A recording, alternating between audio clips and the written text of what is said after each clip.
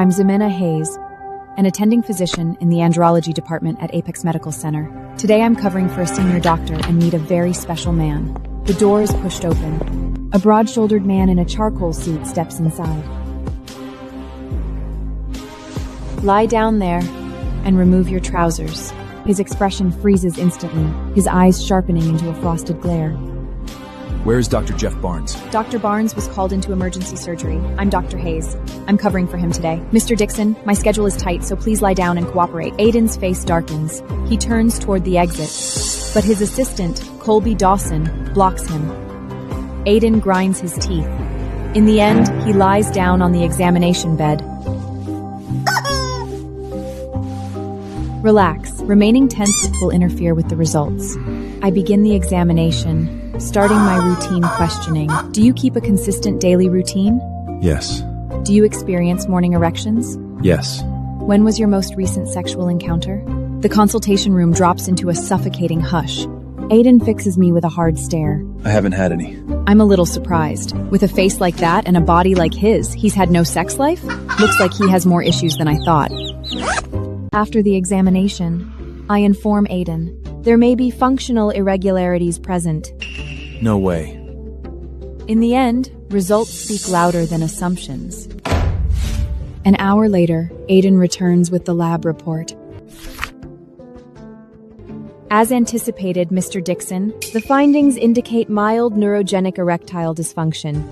His expression is terrifyingly dark.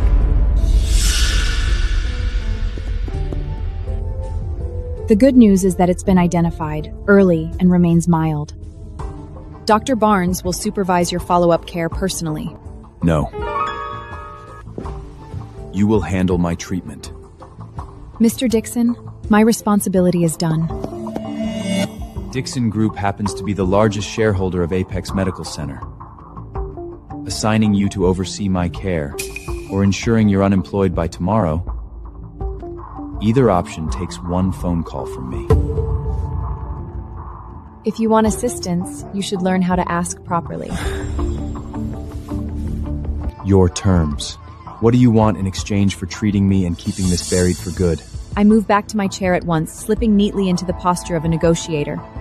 First, my time is extraordinarily precious. My charges won't be modest. Second, safeguarding your privacy calls for further compensation. Spare me the build-up. My research team is currently underfunded. We're short by roughly 80 million. Dr. Hayes, you've got some audacity. Ayden stares at me for a long time.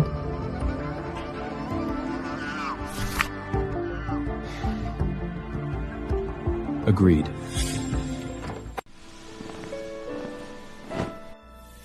I hum as I walk out of the hospital. 80 million in research funding, solved in the most unbelievable way.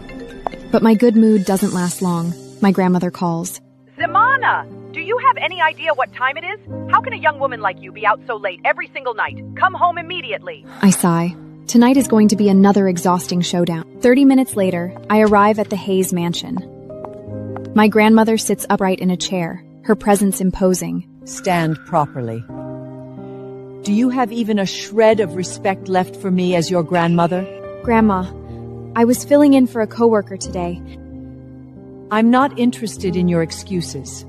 I've already asked an old acquaintance to arrange a suitable match for you. Our family has run businesses for generations, and I already indulged your father when he insisted on becoming a doctor. But you went further, choosing andrology. Are you determined to turn us into a joke? Even my parents side with my grandmother, telling me to start a family. Fine, I'll go. But whether anything comes of it is up to fate. Very well. Remember your words. I turn and hurry back to my room. It's just a blind date. It's not like they're sending me to my death. On Sunday, I show up at the most exclusive club in O'Sabury for the blind date. I've dressed up in an exaggerated way, wearing cheap perfume. 2 stone-faced men in black suits guard the entrance. Quite a display. The door swings open from the inside. A poised, middle-aged woman ushers me inside. A large group of people crowd around a massive circular table. Seated at the center is my grandmother and my parents. On their right sits a refined, middle-aged couple. And on their left, someone all too familiar. Someone who makes me instinctively want to bolt. Ayden! What on earth is he doing here? When he takes in what I'm wearing, a flash of surprise crosses his face, before sinking into unmistakable contempt. Ximena, why are you just standing there? Come over and say hello to Mr. and Mrs. Dixon. I inhale slowly, forcing a smile to my lips. At this point, I have no choice but to steady myself and go along with the charade. Good morning, Mr. Dixon, Mrs. Dixon. This gentleman looks awfully familiar. Haven't we crossed paths somewhere before? Ayden doesn't so much as lift his lashes. Ayden's mother barely manages to keep her smile intact. Ximena has been indulged by us. She's rather spirited and enjoys playing roles from time to time. The elders start making awkward small talk. I keep my head lowered, scrolling on my phone and occasionally giggling at nothing. I'm determined to sell the image of a carefree, defiant girl. Ayden, what's your impression of our Ximena? Are you satisfied with her? Every gaze immediately snaps to Ayden. I wait for him to reject me. After all, I just extorted $80 million from him. I was smitten with Dr. Hayes the second I saw her. The curve of my lips stiffens on my face. Smitten with me? Has Ayden completely lost his mind? This scheming, vindictive man, he's doing this on purpose. I'm extremely pleased with Dr. Hayes. I hope we can marry soon. His statement detonates like an explosive right in the middle of the room. Everyone is rendered mute with shock. My grandmother's face glows with delight. I know that if I reject this match on the spot, she will ensure I never work as a doctor again. A reckless thought sparks in my head. I'm still responsible for managing his condition. Why not play along for now and placate both families? Very well. I also believe Mr. Dixon and I are quite well matched. Ayden's father immediately suggests we register the marriage soon. My grandmother is delighted. My entire future is decided in a handful of sentences. 3 days later, on a bright, sunlit morning, Ayden and I register our marriage.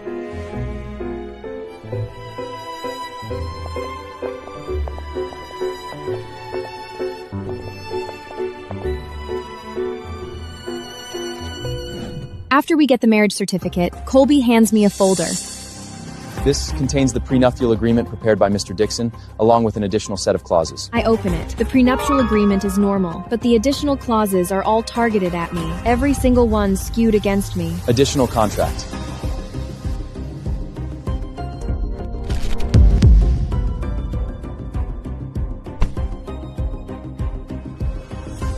Mr. Dixon, is this what you call sincerity and collaboration? Dr. Hayes, in this marriage, I am the primary party. I supplied the capital, the laboratory, and resolved your troubles. It's only reasonable that you follow my terms. He's using a provocation tactic. I refuse to back down. Fine. Mr. Dixon, remember this agreement cuts both ways. Whatever you expect from me, you'd better be prepared to deliver yourself.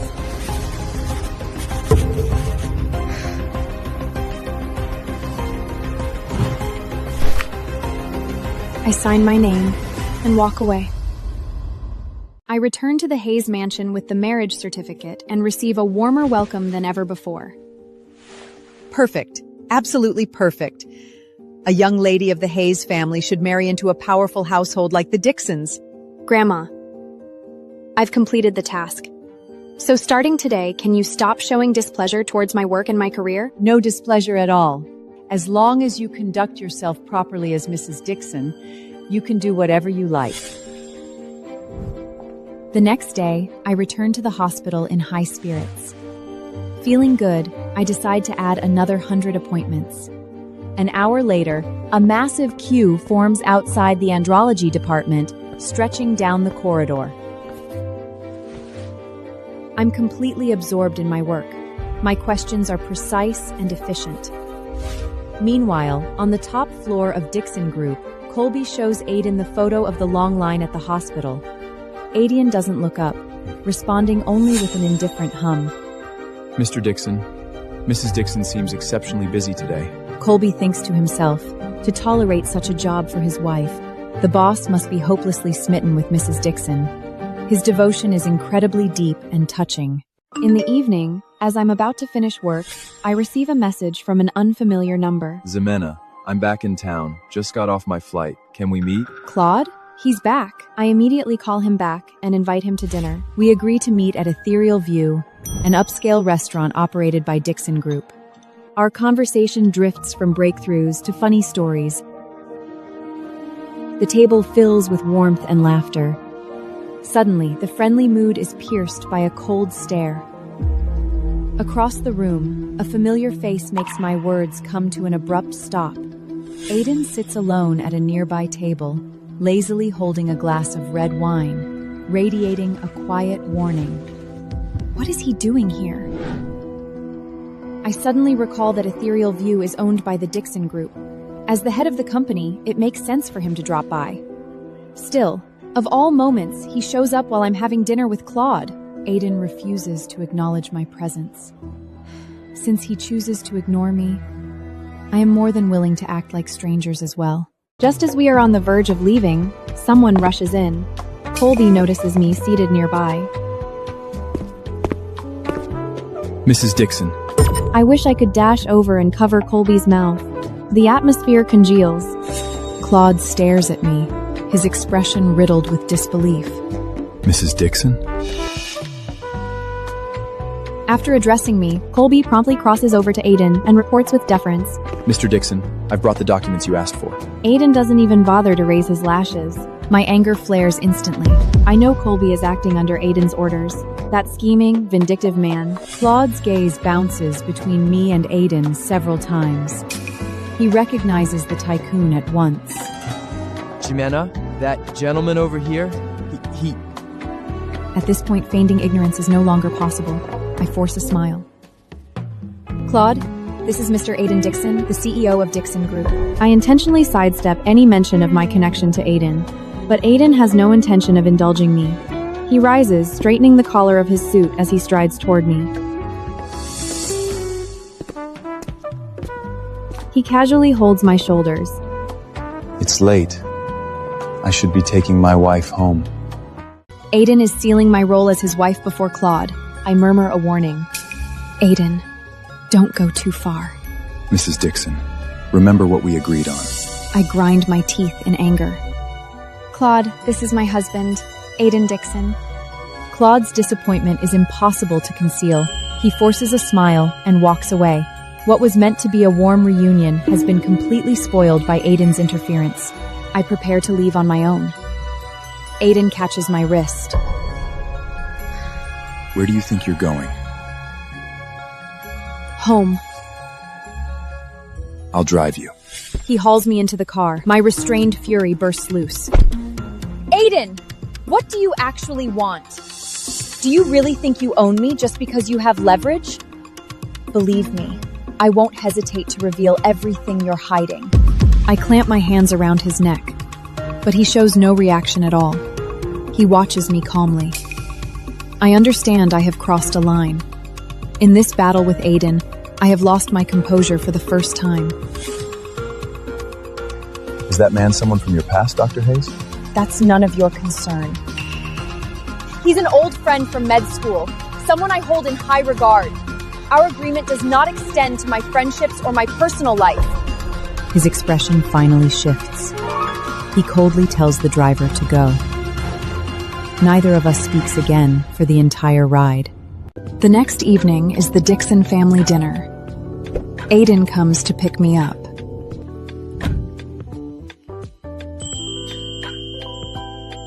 He frowns when he sees my outfit. I'm wearing a strapless red gown and striking makeup. He wanted me to dress appropriately, but I have no intention of going along with it. It's excessive. I know exactly why he's frowning, but I chose this look on purpose. Mr. Dixon, this evening, I'm just the pretty, empty-headed showpiece, and I won't steal your spotlight. At the Dixon mansion,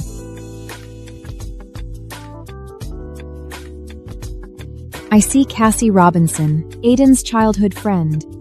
She's wearing a pink dress, soft and gentle, chatting with the elders.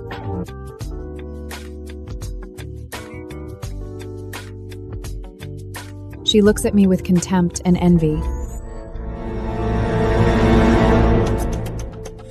When dinner starts, Cassie deliberately steers the conversation towards my job. I heard that Ximena works in the andrology department at Apex Medical Center. The moment those words land, the mood tightens. A few of the younger ones fail to hold back their quiet laughter. A woman in that line of work, to them, is laughable. Contrary to expectations, I neither lash out nor shrink away. Instead, I curve my lips into a faint, awkward smile. It wasn't my first choice, but my parents said this field offers stable prospects. I cast a timid glance toward Ayden, but he calmly continues slicing his steak, not sparing me a look. That infuriating man. Is he truly going to abandon me to face this alone? Suddenly, Hugh brings his cutlery against the plate. The sharp clang freezes the entire room. Hugh's piercing gaze sweeps across the table before stopping on Cassie. What's so disgraceful about being an andrology doctor? Healing the sick, saving lives? What part of that deserves ridicule? Cassie's face flushes crimson. Who do you think you are to pass judgment? Hugh is defending me. He then turns his attention to Ayden, reproaching him for letting people trample over me. Just then, an elderly man named Kevin Dixon, seated beside Hugh, suddenly goes ashen, clutching at his chest. He slips from his chair. The room erupts into chaos. Casey stumbles backward in fear. I immediately rush forward. Everyone move back! Lay him down flat on the floor. I crouch down to examine Kevin. Acute myocardial infarction with ventricular fibrillation. The ambulance is 10 minutes away. That's far too long. I take a deep breath, clench my fist, and bring it down on his chest with full force. A heavy, muffled thump rings through the otherwise silent room. Someone screams. Several people reflexively shut their eyes. What do you think you're doing? Have you lost your mind? He's already like this, and you're still laying hands on him? I completely ignore the noise around me. In the very next second, something unbelievable happens. Kevin's violently convulsing body gives a sharp jolt, and then slowly goes still. His frantic gasps even out, and a hint of color gradually returns to his once purple lips. The room plunges into absolute silence. Every single person stares at me in disbelief. The Dixon family's medical team bursts in. The chief physician freezes when he sees Kevin lying there, breathing evenly. He immediately begins examining Kevin. The longer he checks, the more baffled he becomes. A normal rhythm? The fictration is gone? This is impossible. Without a defibrillator? His eyes land on a faint reddish mark on Kevin's chest. He snaps his head up toward the room. Who treated the patient just now? Who intervened without any medical equipment? Cassie's eyes light up. She hurries forward first, pointing at me. It was Ximena. We were all terrified, but she suddenly rushed over and slammed her fist into Kevin's chest. Dr. Gomez, he'll be all right, won't he? In an instant, tension grips the room. Countless complicated looks shift towards Ayden. I couldn't care less about the ridiculous accusations from that foolish woman, Casey. I help Kevin up and seat him in the chair. The doctor fixes me with a doubtful stare. That strike just now, was that your doing? Yes, I did it. Your brother pulled through! It was this young lady who saved him! Cassie's face goes rigid. Mr. Kevin Dixon was experiencing a sudden heart attack, complicated by ventricular fibrillation. His heart had already ceased beating. What she performed was the most drastic emergency measure there is, a precordial strike. Without this young lady's swift and flawless intervention, by the time we arrived, he would not have survived. Every stare swings back to me. Only then do they understand that the woman they dismissed as merely a pretty face is unmistakably someone with competence.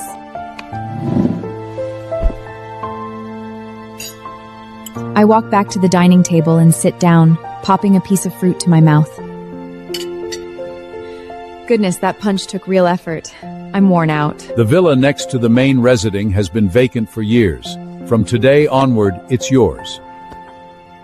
Everyone is stunned. Countless people have eyed that villa over the years, yet Hugh has never once relented.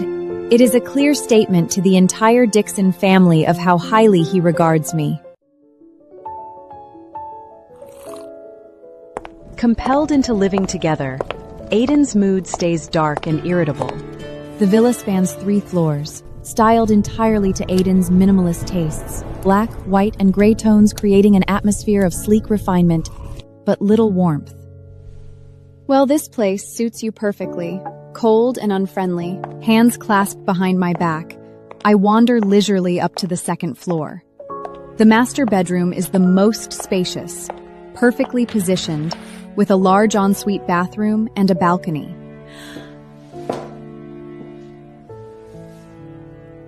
I'm taking this one. I take my suitcase into the room. Out of nowhere, he sweeps me off my feet effortlessly, holding me up like a helpless little kitten. Ayden! What do you think you're doing? Let go of me! Put me down! Ayden shows no emotion as he hauls me straight to the other bedroom, flinging both me and my suitcase inside. Until this property is officially signed over to you, it remains Dixon property. Learn who holds authority here and who does not. With those words, he slams the bedroom door shut. I scramble up from the bed, trembling with fury. I mentally curse him 100 times over.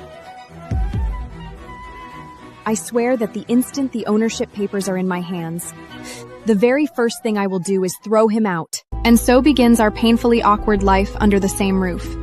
Ayden is obsessively self-controlled, plagued by rigid cleanliness standards and an intense sense of territorial ownership. When working in his study, Ayden requires absolute quiet. Meanwhile, I lounge on the living room couch, crunching snacks and watching sitcoms, erupting into loud, carefree laughter. Ayden follows a meticulously planned diet of light, nutritionally balanced dinners. I adore bold, heavy flavors and frequently order takeout. Eventually, Ayden snaps. That night, he slaps a stack of papers onto the coffee table. These are the house rules. Read them. I pick up the pages and see more than a dozen absurd conditions listed. After 8 p.m., noise must not exceed 20 decibels. Food with strong odors is forbidden. Entry into the study, gym, or master bedroom without permission is forbidden. Of course, Mr. Dixon. I've memorized everything. The next day, my retaliation comes. I follow the no noise after 8 rule to the letter in the first floor common areas. Yet at 7:59 p.m., I blast the living room speakers at full volume, cutting the sound off with perfect precision the moment the clock hits 8. I also obey the ban on eating pungent food indoors. Instead, I set up a small table in the garden, directly beneath Ayden's studio window, and grill meat near the evening sky. The thick, greasy aroma drifts straight into his study through the open window. After enduring several days of my non-stop provocations, Ayden is on the verge of insanity. Late one night, I sit cross-legged on the carpet surrounded by reference materials. Hearing footsteps, I look up and notice Ayden's tightly drawn brows and slightly pale face. Are you not feeling well? None of your business. He heads straight for the kitchen. I catch his unsteady steps and feel a sharp tug of worry. He pulls a bottle of ice water from the refrigerator. I press my hand firmly against his wrist. Have you lost your mind? Drinking ice water when you're already unwell? I snatch the bottle away and shove it back into the fridge. I turn, fill a cup with warm water, add a spoonful of honey, and place it in his hand. Drink this. Poison me?